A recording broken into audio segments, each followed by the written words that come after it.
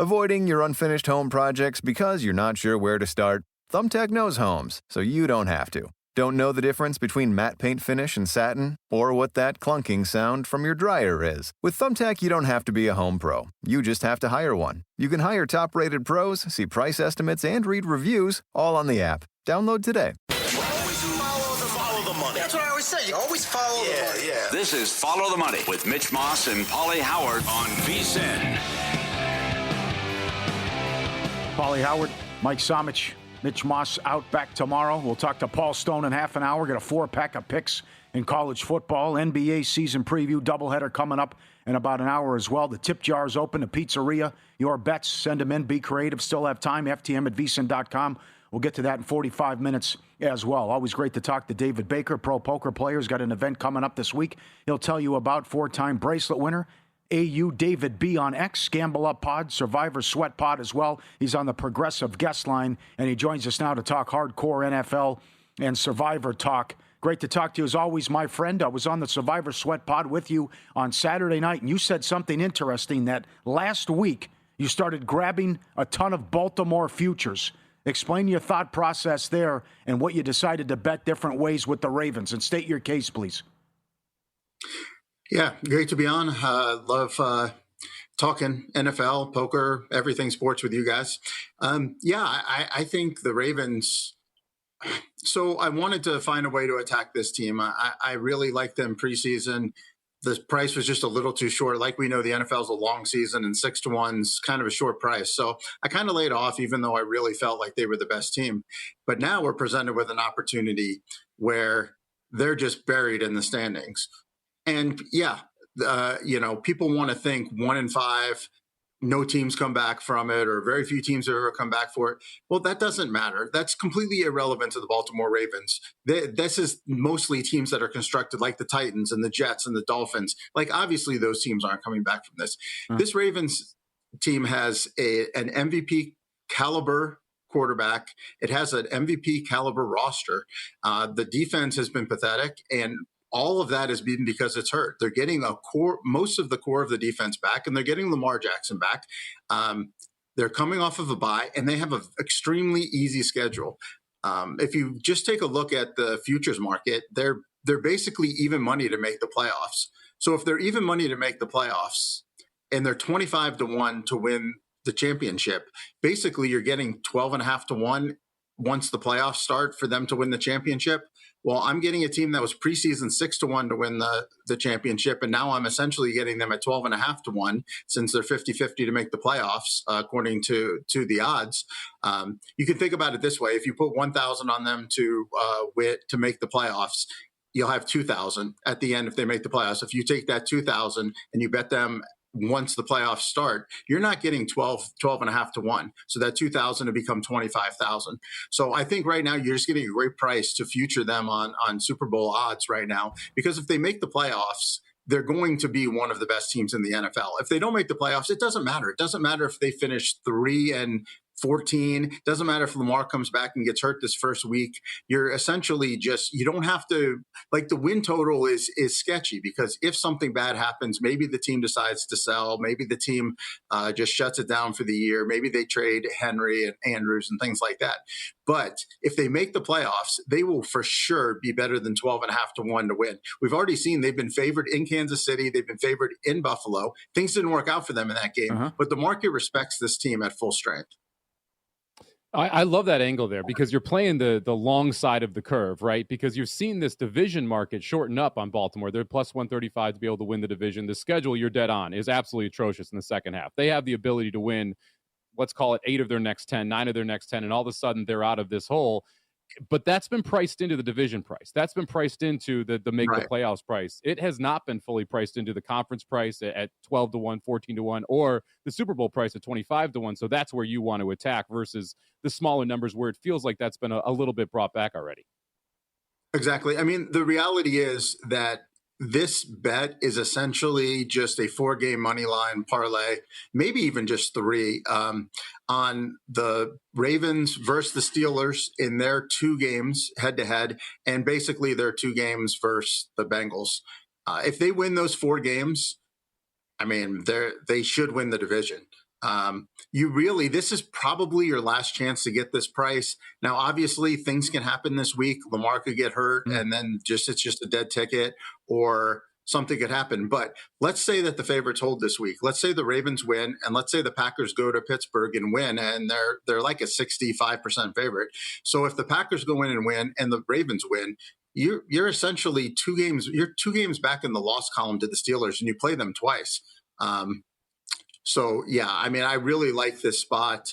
And the great thing about it is it's if it loses, you're not even going to get close. So don't play the win total. The win totals, so things can happen. Like if they finish 6 and 13 or whatever 6 and 11, then like whatever, it doesn't matter. You just lose.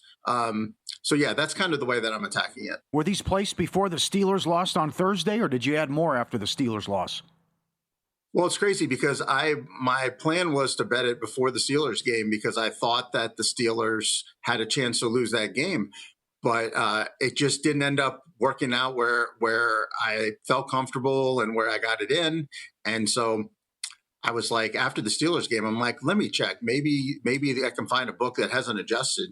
And so, yeah, as soon as the Steelers game ended, I ran to the window to partake at 25-1, and to my surprise, it really hasn't moved that much. Circa moved it down to 20-1, and I think they're back up to 22. I think you can find 25-1 across town or across markets. So yeah, I think you can get 22 and 25-1. The conference odds at 12-1 aren't bad either. You could just do that because I gotta imagine if they go through the gauntlet of the last 10 games of the season, and then they beat Kansas City and they beat Buffalo in the playoffs, I got to imagine they're going to be a favorite versus every NFC team. I think the NFC is better than the AFC right now, but there's not one particular team that I would take in the NFC versus a full-strength Ravens team. Yes, the Lions beat them, but that was not this Ravens team. And when I say this Ravens team, I mean the Ravens team that would be in the Super Bowl. Yes, very easily this Ravens team could implode, but we're banking on making the most bang for our buck if things work out. And so you can get 12-1, and that kind of just stops you from having to hedge in the Super Bowl, and you just cash out at the end of the conference. Yeah, I love the idea of playing again to the end of the curve, right? If you're going to be right, get paid for being right. And in this this style, that's making sure you're playing Super Bowl or conference champion at 22 or 22-1, 12-1, whatever best number you can get there. Now, I like what you said about the NFC as well, because I agree with you. I think the AFC is top heavy. You've got 3 teams that I think are very good football teams. The NFC is probably deeper as a whole, but doesn't have that same depth at the top. Who do you favor inside the NFC? Have you made any plays like Baltimore in the AFC on the other side of the aisle? Well, lucky for me, I did get a really good price on the one team that I really love in the NFC. The day that Devontae Adams signed with the Rams, I ran to my Circa account, and it was 14-1 to win the NFC. And just like everybody else, I felt like the AFC was probably a little more top heavy, and the Chiefs or the Ravens or the Bills would probably be favored in a Super Bowl matchup. So I just played them at 12-1 to win the NFC, and 14-1 to win the NFC. And I just hit that until Circa moved the line. So I've got a couple of nice tickets on 14-1 for the Rams to win the NFC, which I love. I think they have the best coach in the NFC. I think they have the best quarterback in the NFC. And I think they have the best receiving core in the NFC. Mm-hmm. They're competent on the lines. So, obviously the only issue with the Rams right now is they did lose that game against the Niners, and they really have to go to San Francisco and win that football game to hold the tiebreakers. Seattle's looking really good. So basically, the reality is, my Rams future, although it looks great because I love this team and I love the way they're built, the NFC is so deep and that division is so deep that we really cannot afford any more slip ups. But looking at the schedule, really it's just those division games that I kind of worry. It's, at Niners, if they're a little more healthy, at Seahawks. But, give me the Rams at home versus, we've got the Saints coming up. the Bucks, who knows what this team is, the Panthers, the Cardinals, we all think stink. The Falcons on the road, not the same. The Cardinals again. So the schedule's good enough where I think even if they do not win the division, that they can sneak into the playoffs. And with Stafford and Adams and Puka and McVay, I think this team is built to win on the road as well. I mean, it's a smart team. Yeah. And, give me a smart quarterback and a smart coach, any day in the NFL. What's your level of concern with Philadelphia? I mean, it's crazy because this is a team that has the upside of winning it all and winning it all going away, and also has the downside of just imploding. I mean, it always feels like we're 1 week away from these guys just sounding off. So I don't know. I do like the Eagles. I'm a big proponent of teams that have very good line play. And although it hasn't been as good as it has in years past, they still do have solid line, offensive and defensive lines. I do trust Hurts more than a lot of people do. I mean, I'm not that overly concerned about them. They got a big game come. They got a big stretch coming up, actually. Packers, Lions, Cowboys after the bye. So, we'll kind of get a little bit more feel for this team, but very encouraging that they came out and they played well on offense against Minnesota. But that was a really great matchup. I love the Eagles in that one because the Minnesota offensive line is a sieve and Carson Wentz is a statue. So that just matched up really, really well for the Eagles. David Bettor, our guest, professional poker player, 5-time bracelet winner. He has an event in San Jose we'll talk about coming up next. He's at AU David B on X. He's on the Progressive Guest on the Gamble Up pod as well, and Survivor Sweat pod. I want to get his reaction up next to what happened. Why so many people used Kansas City in Circa Survivor and in Grandissimo, and he has 4 left in Circa Survivor.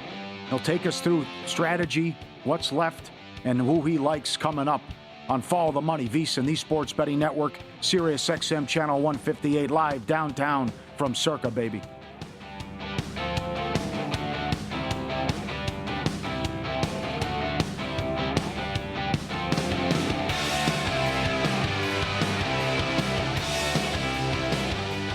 Avoiding your unfinished home projects because you're not sure where to start? Thumbtack knows homes, so you don't have to. Don't know the difference between matte paint finish and satin? Or what that clunking sound from your dryer is? With Thumbtack, you don't have to be a home pro. You just have to hire one. You can hire top-rated pros, see price estimates, and read reviews, all on the app. Download today. If you owe $10,000 or more in credit card debt, medical bills, or personal loans, help is here. More and more Americans turn to credit cards to get by. National Debt Relief is helping qualified clients reduce what they owe. For many, continuing to struggle making minimum monthly payments could take years to pay off. National Debt Relief has already helped over 550,000 Americans reduce their debt by negotiating directly with their creditors. When you call, you'll be amazed at how much you can save and how quickly you can become debt-free. If you want off the debt treadmill, visit nationaldebtrelief.com today. You don't need to declare bankruptcy, and you may qualify for significant debt relief. To find out what savings you may qualify for, simply visit nationaldebtrelief.com. That's nationaldebtrelief.com.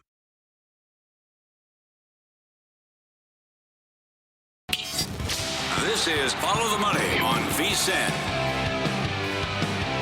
Double shot with David Bettor. Fun discussion. Jumped in on all these Ravens futures last week that he talked about and recommends Ravens futures as well. Loves the Rams as a big ticket on the Rams. And LA, too, plays away from being undefeated. Mike Somich does the Saturday night show with all the picks that are unveiled. Does a great job with Matt Brown on what comes out with Circa Survivor and Millions. David, were you surprised by how many Kansas City picks where selections were used, not only Circa Survivor, but also Grandissimo, as they're so valuable because they play on Thanksgiving and Christmas? Yeah, I really wasn't as surprised as some people. My projections were a lot higher than, other projection sources like Pool Genius and Survivor Atlas and things like that had them a little bit lower. My projection model is basically just me and what I think. But, we were talking off camera, but the way that the composition of the remaining people in the pool can give you a little insight to what they're going to take week to week. And last year we found that a lot of the chalk players lost. There was a big chalk go down early type pool. So a lot of the players who found ways to be contrarian were still left. That caused the chalk in later weeks to not be as condensed because those players understood the value of not being on the chalk. Well, this year has been completely the opposite. The chalk teams have gotten through for the most part. Obviously, we have the notable exception of the Cardinals, but a lot of the people who didn't play the Cardinals was solely based on the fact that they had already used them in one of the previous weeks where they also were chalk. So because you have a lot of the chalk that's gone through, I feel like you're going to continue to see the teams that are quote unquote the safest. People are going to play at a higher clip than they would in the survivor pool, like maybe previous years or maybe future years, just because the safe play has gotten through so often that these guys all feel safe with that. And I think we're going to see that again this week where there's going to be a big condensation, even though there's 9 teams that are 6 points or higher. I think we're going to see a very big concentration on 3 teams because that's just the way that this pool has kind of been playing. And they're all thinking the same mentality of the future value and, chances of losing and saving holiday teams. It's kind of, everybody's kind of moving as a couple of just organisms like through this contest. And until we have, a couple of them get whacked, we're probably going to see this condensation with some of the top picks. It's fascinating to look at last year versus this year. Last year at this point, we were sub 200 people left in Circa Survivor off over 14,000 entries. This year, we have over 4,000 entries left. And I think a lot of it is because obviously the chalk has been winning and you see a high number of people on that. This week specifically, you mentioned 3 teams. 2 of the biggest favorites are the Colts and the Chiefs. A lot of people have already used the Colts to get here. Do you think that everyone with them left is just going to find themselves on the Colts? And do you expect a high percentage on the Chiefs in back-to-back weeks, even with that future value that you discussed?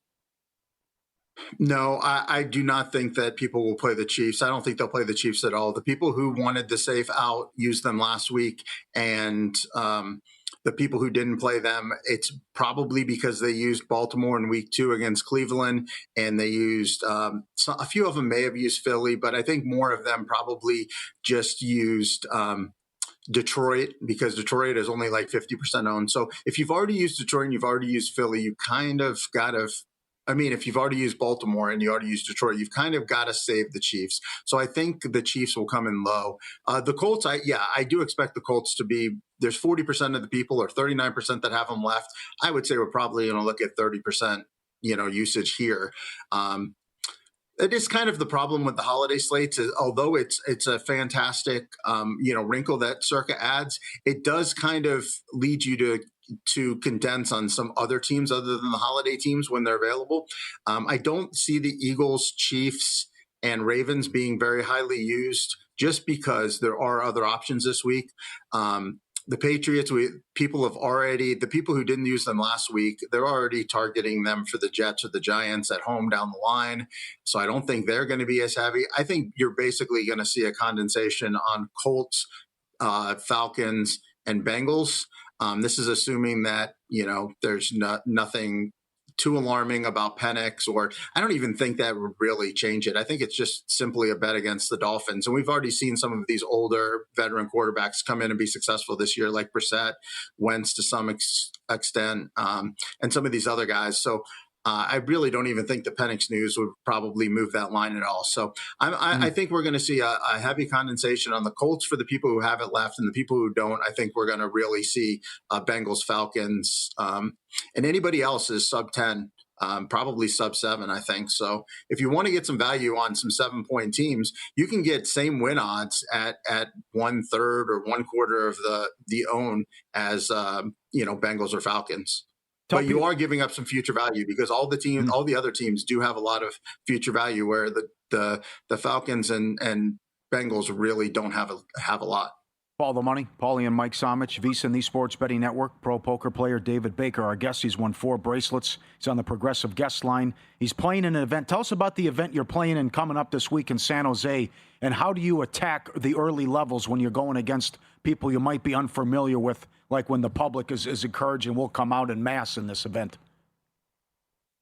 Yeah, I'm excited about this weekend. I grew up during the poker boom. When I grew up in the poker world during the poker boom. And one of the early stops and the favorites amongst everybody was an event called the Shooting Stars. It's at Bay 101 in San Jose, California. And its basic premise was, let's build one event for the year. We're going to run satellites all year long and let a lot of locals play. And then we're going to bring in the stars of the poker world. We're going to put a bounty on their head. And if you knock them out, you get, a signed T-shirt that says, I knocked out this pro, and, picture, and they make a big deal about it. And you get a $2,500 reward. And they just do a great job of making everybody just excited for the event. And kind of my goal coming up was like, one day I'd like to be one of those shooting stars. And just so happened when I really started to get successful in poker, this tournament went away. And it's been an empty slot in the poker scene for the last 12 years. We've all clamored for it back, and finally Bay 101 and WPT have partnered together to bring it back. And this is the first year, and I'll be a shooting star out there. So I will be out there this weekend playing that tournament.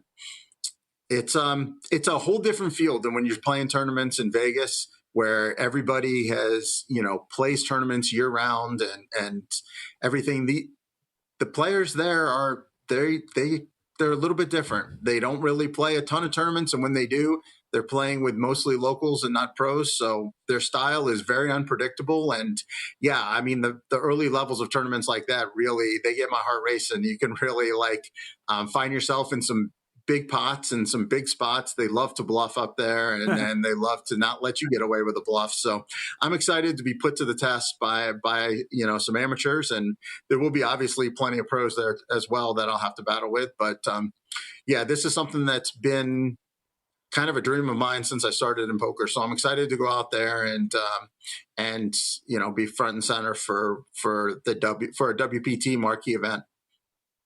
That's absolutely incredible. I played poker in my 20s, lived in Vegas, and I loved that experience. I remember the Bay 101 every year on WPT, and that was always one of the more exciting tournaments up there. Real quick poker question for you, because something that's changed since when I was playing a lot to now, late regging has become like all the rage in these poker tournaments, where you have people max late regging in certain spots, and it really messes up with the early levels and how you play some of those and who is playing in there.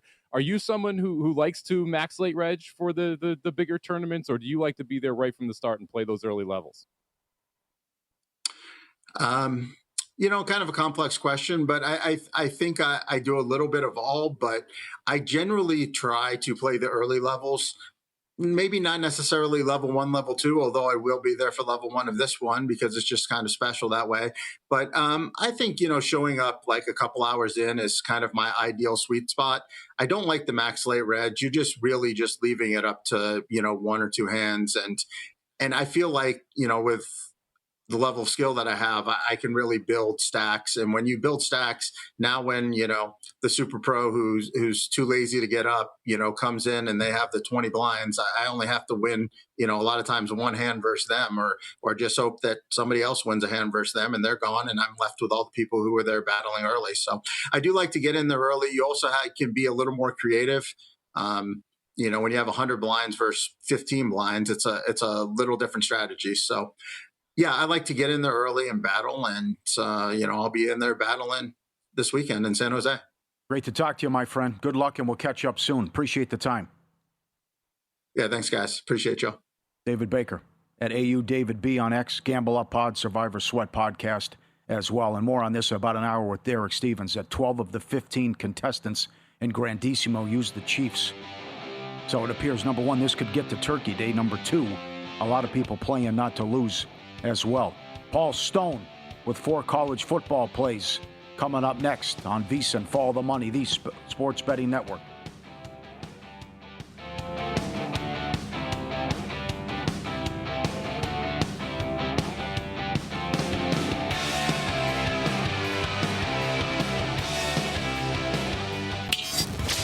This is Follow the Money on VSiN.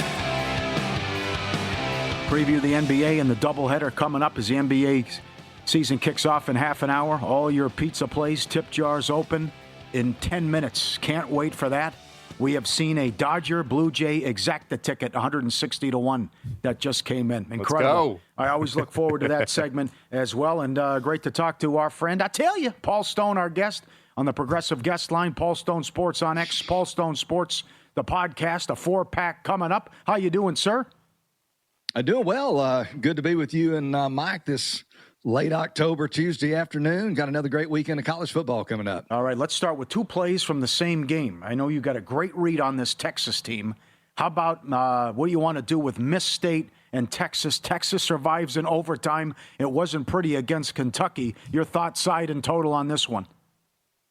Yeah, I'll tell you, I'm going to go with the correlated side and total in this SEC matchup in Starkville on Saturday, matching Mississippi State against a sputtering Texas team, you might say. You know, it appeared that Texas and its polarizing quarterback, Arch Manning, might have taken a step in the right direction a week and a half ago when the Longhorns defeated Oklahoma 23-6 there in the Red River rivalry in Dallas.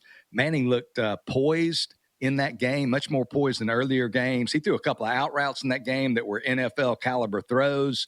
The Longhorns, they also kind of showed a semblance of a running game. Trey Wisner against the Sooners, 94 yards on 22 carries. But alas, Texas's offensive rebirth was short-lived, to put it mildly.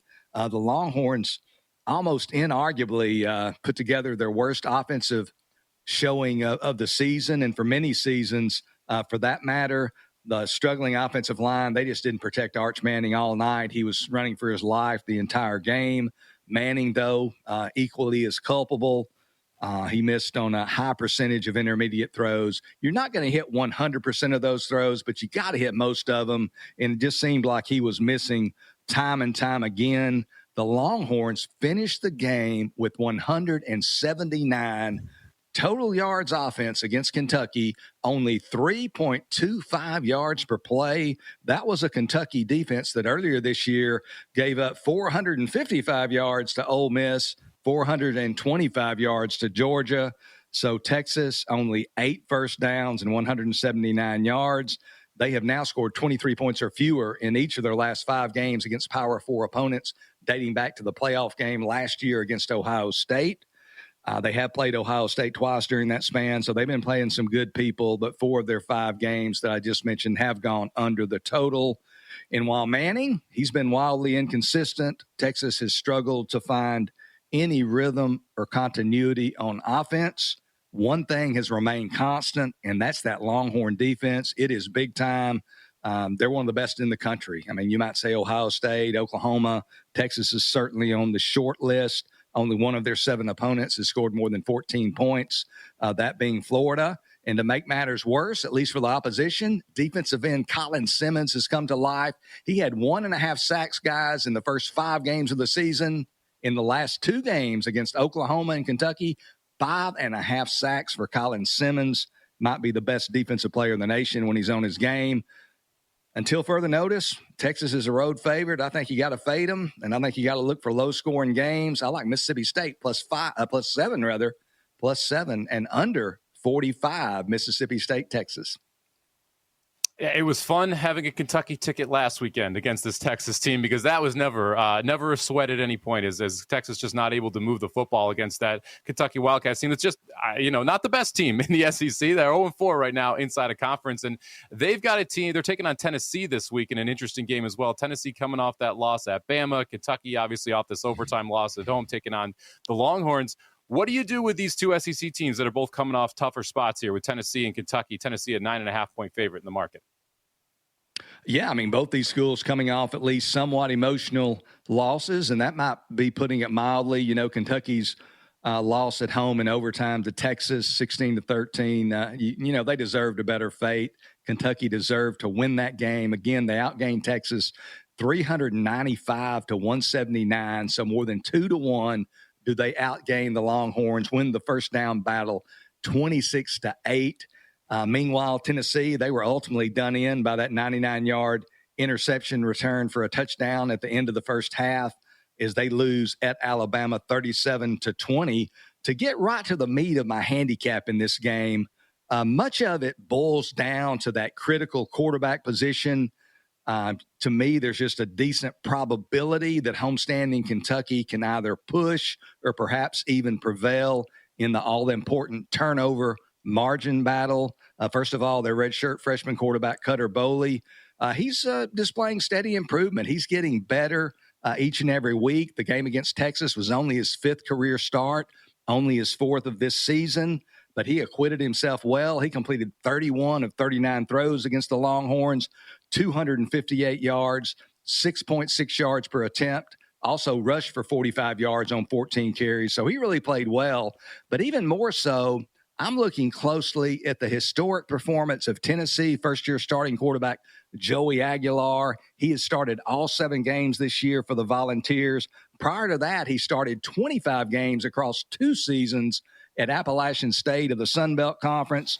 So in 32 career starts, Joey Aguilar, 30 career interceptions, has an interception rate career-wise of 2.79%, which is really high. And he has been, as you might expect, even more vulnerable to the turnover in away games. By virtue of that pick 6 that he threw against Alabama this past weekend, he has now thrown at least 1 interception in all of his last 8 road starts. In fact, in 15 career starts, he's thrown on the road, 15 career road starts, 20 career interceptions, a road interception rate of 3.43%. So he's kind of a turnover waiting to happen. His against the spread record on the road in his career, 5-9-1 against the spread, only 1-4 against the spread as a road favorite, which he will be on Saturday in Lexington. And then on the other side of the ledger, Kentucky, when getting 7 points or more at home as an SEC home dog, by virtue of that cover against the Longhorns this past weekend, the Wildcats 7-1 against the spread. Can't get in a track meet. Kentucky doesn't want to do that, but if they can just keep it tight, if they can win that turnover battle, I think they can keep it close. Give me Kentucky plus 9.5. If you can be patient, you might get 10. But in any event, I like the Wildcats plus the points over the Volunteers. All right, how about one more, a total? Tough one for Ole Miss. They let it get away, up 2 scores against Georgia, and they lose, and now they take on Oklahoma. What do you think of the total in this one? Yeah, I mean, the Rebels, they've got their transfer quarterback from Division II, Ferris State, the quarterback being Trinidad Chambliss. And, man, he has really been kind of a revelation this year for Ole Miss going into the year. Looked like their starter would be Austin Simmons, but Chambliss got a start early in the year when Simmons was injured and hasn't looked back to this point. Ole Miss ranks among the top dozen FBS schools in a number of key offensive team statistical categories. Points per game at 37.4 points per game, average 493.3 yards per game, and also yards per play at 6.8. So this is a very potent, high-octane Ole Miss offense, you might say. The one thing, though, that Chambliss and Ole Miss haven't done to this point, though, they haven't faced a defense the caliber of Oklahoma's. Of Oklahoma's 7 opponents to date, only one, that being Texas, has scored more than 17 points against the Sooners. The Longhorns scored 23 against the Sooners, but the Sooners defense only really responsible for 16 of those points. Ryan Niblett scored on a 75-yard fourth-quarter punt return for the Longhorns. So the Sooners' defense has really been lights out. They're coming off a 26-7 victory at South Carolina this past weekend. In that game, the Sooners credited with 6 sacks and 13 tackles for loss. So I really like the Sooners' defense. And then on the flip side, I still have concern about the health, the right thumb of Oklahoma quarterback John Mateer. He had right thumb surgery in Los Angeles back on September 21st. He only missed 1 game. And in the 2 games since then, the game against Texas and then this past weekend again against South Carolina, he just hasn't been himself to me. His performance suggests that he's playing at something well below 100%. He's only averaged 5.6 yards per pass attempt in those 2 games against those teams, and he's only rushed for a total of 19 yards on 22 carries. He was sacked 5 times by Texas. That does subtract from his rushing total, but still, he looks a little apprehensive to run the ball. That's a big part of his offensive repertoire. I just think this is going to be a low-scoring game. Ole Miss's offense is really good, but they showed that they're human in the fourth quarter against Georgia. Only 13 yards of offense on 11 plays in the fourth quarter against Georgia. I like this game, Ole Miss, Oklahoma, to go under the total of 54 on Saturday. Good luck, my man. Thanks for a few minutes. Talk to you next week. Appreciate you. Hey, appreciate you guys having me. Y'all have a great weekend. You got it. Up next, tip jars open. Mitch and Pauly's Pizzeria with some bombs. Be creative. Dodgers, Blue Jays, exact 160-1, and what Mike Somich likes as well. Coming up on Follow the Money live from Circa Downtown, Sirius XM Channel 158.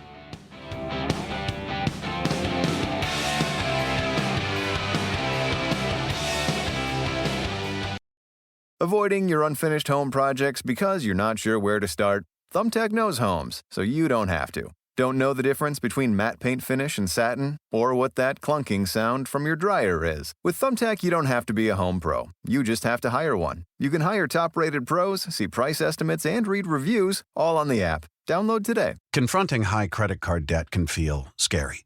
But the good news is, if you owe $10,000 or more in credit card debt, financial relief options are now available. National Debt Relief is currently offering debt relief designed to reduce what you owe, fast-tracking your way to being debt-free. If you qualify for debt relief, you may be able to pay back significantly less than what you owe and save thousands of dollars. Imagine only paying one low monthly program payment you can afford and saving money as you become debt-free. National Debt Relief has already helped bring debt relief to over 550,000 U.S. consumers, earning thousands of five-star reviews and an A-plus rating with the Better Business Bureau.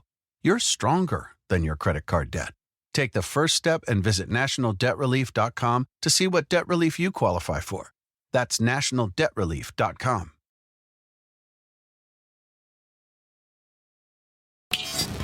This is Follow the Money on VSiN. Do you like the service at Mitch and Pauly's? I don't tip. You don't tip? No, I don't believe in it. Leave us a tip on your way out. You don't tip. You don't tip. What do you mean you don't tip? You don't believe in it. The guys crack open the jar and see what the listeners have left behind. So what, no TV now? It's time for the tip jar at Mitch and Pauly's Pizzeria. Love it. Every Tuesday now, Mitch and Pauly's Pizzeria tip jar, sponsored by Mama's Pizza. Mama's Pizza, the only place where your pizza money always gets you a win. Check them out, mamaspizzas.net. At Mama's Pizza on Instagram, the best pizza anywhere since 1968. The garlic butter on the crust. A pound of mozzarella on every large pie. It's incredible. We love Mama's Pizza. All right, Mike, take it away. With the NBA starting today, you've got an NBA future, and you also have an NFL bet you like. Yeah, let's have a little bit of fun here in the Pizzeria tip jar here. I'm actually jonesing for some Mama's Pizza as well. We don't have any good pizza here in Santa Barbara, so if anyone's out there looking for a place to start a pizzeria, come to Santa Barbara. We need like a good New York-style pizza up there. It just does not exist. Let's start out with a little division play, Pauly, and this one's fun. We get 34-1 on this. Feels like you got a couple free squares in here. I like the Eagles, the Chiefs, and the Bills to be able to win the division. So let's build around those three, and let's take a little bit of longer prices here. Now, we talked earlier, David Baker, he loves the Ravens. I think the Ravens are in a great situation to win the division. I was actually rooting for Pittsburgh to win on Thursday night. Okay. Because I wanted a better price on the division ticket here. They're going to get healthy, and you've got a schedule that is very beatable for the Ravens coming up. So we'll throw them in there. And then let's throw the Seahawks in. They're plus 275 right now. They're the one that really juices this parlay up, adds all that mozzarella on top of the pizza. So let's go Eagles, Chiefs, Seahawks, Bills, Ravens, all to win their division this year, getting 34-1 on that puppy right now. Okay, how about NBA? I'm a big believer in this Detroit Pistons team. I took them at 40-1 to be able to win the East earlier this summer. They're down to 14-1. So let's try and find some value with this Pistons team and still use them to win that Eastern Conference. Look, the Thunder are going to be just as good, if not better, than last year.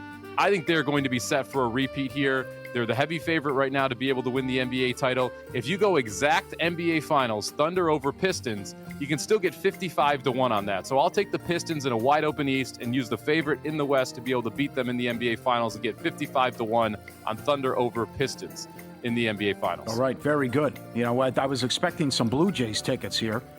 I see New York. Nick has Dodgers over Jays exacta, 160-1.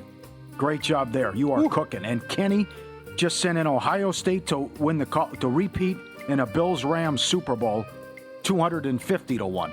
This is from Peter. First 4 legs have cashed. Placed March 13th.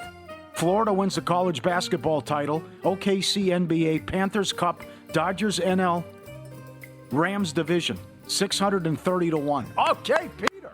That's incredible. I mean, great job on the first 4. Man, that's a sweat on the 5th one. Like, you're sitting here and you're like, I got Rams division for 632 to 1, and you're probably the best division in football, and you've got 2 teams sitting at 5-2 with you. That's a beauty of a ticket, but a heck of a sweat to close it out. Dodgers National League right up there with OKC to win the West, or NBA was so popular. A lot of them too had Penn State playoff, which didn't work out, but that's well done, Peter. You're in a great spot. Chris in Massachusetts. Scatterboo Offensive Rookie of the Year, Columbia World Cup, 1,830 to 1. Columbia reached the final of Copa America. They're young and improving, from Chris. I don't understand why these Scatterboo tickets, why the odds are going down and he's putting up numbers with the Dart Love affair. He's 22 to 1 now in some spots. Yeah, it's tough because people want to gravitate toward quarterbacks. It's why you can get a great number on Tyler Warren right now, too, who I think has been the best rookie so far in the NFL, but he's not going to get the same love because you're not a quarterback, right? And Jackson Dart and the vibes coming out of New York seem to be pushing his number down, even though you have these other rookies that are still performing. Asia Wilson, Defensive Player of the Year, or was that MVP? Either one. Ohio State, college football, Broncos and Bucks make the playoffs. Asia already cashed. That's 28 to 1. That looks good. You got to feel good about that one, right? I mean, Ohio State looks like they're the best team in college football right now, and the Broncos and Bucks both in great positions to just make the playoffs. Dak MVP, Judkins Offensive Rookie of the Year, Shanahan Coach of the Year, 2,575 to 1. Troy in South Dakota. It's live, right? That's it. It's not dead here. We're 7 weeks into the season. Can the Cowboys win 10 games? And was that enough for Dak? I don't think so. I mean, with that offense, they can. He needs help in that market, right? You need guys like Mahomes to slow down a little bit. You're going to need Drake May to not perform up to expectation throughout. But with what Dak's doing, with that defense, if they can win 10, 11 games to make the playoffs, he's got to be in the discussion. Tim in Massachusetts. Dodgers win the World Series. Ohio State repeats. Chiefs Super Bowl, 31 to 1. Like it. Great spot. Perennial winners. Yes. Perennial winners, right? It's the Chiefs that you're really worried about there. Yeah. Connor in Canada. Aces Game 1 in Series. Kansas City AFC. Rams NFC. Dodgers World Series. Ohio State makes the playoff. 1,600 to 1. Aces already cashed. That's a great ticket. That looks good. That's an incredible ticket. Yeah. That feels like it's a 2-leg parlay at this point. I'm going to go ahead and say the Dodgers are going to win the World Series. Not going out on a limb on that one. Then you've just got Kansas City in the AFC and the Rams in the NFC. I think Kansas City is a deserving favorite right now in the AFC, and the Rams are as live as anybody to come out of the NFC. So that one's going to be an interesting one on Conference Championship Sunday and what that cash out number is going to look like. J. Tim just put this in on X. World Series over 5.5 games. Buckeyes a lot of Ohio State. Buckeyes repeat. Mm-hmm. Chiefs, Ravens win their divisions. Cavs 1 seed. With the NBA starting tonight, Cavs take on the Knicks tomorrow, 48 to 1. He also adds World Series over 5.5. Buckeyes repeat. Chiefs, Steelers division. Cavs 1 seed, 47 to 1. I know you like Detroit, but I'm high on the Cavs too. I mean, I think they're going to be the 1 seed. Can they get there though after what happened last year? I like how he just flipped the Raiders and Steelers in division there, right? So you're basically playing 2 separate parlays, and either of those legs can cash plus 135 on both, so that's why you're getting a similar price there.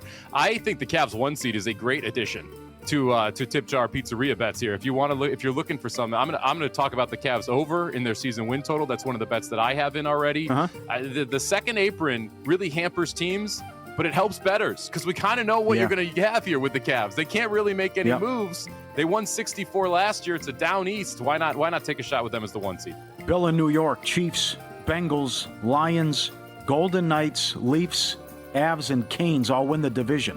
1,310 to 1. Why? The Bengals ticket isn't dead. The Bengals have life at least. I'll give you that. The Bengals do have. I mean, here's the thing.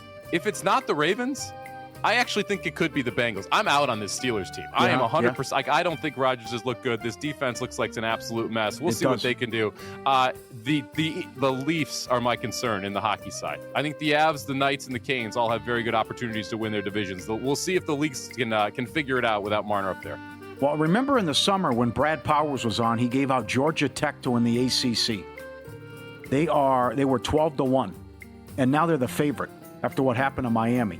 So some people should have those tickets out there. And, yeah, plus 220 now. But this Eric in Virginia has Virginia to win the title. 750-1. They're now 350-1.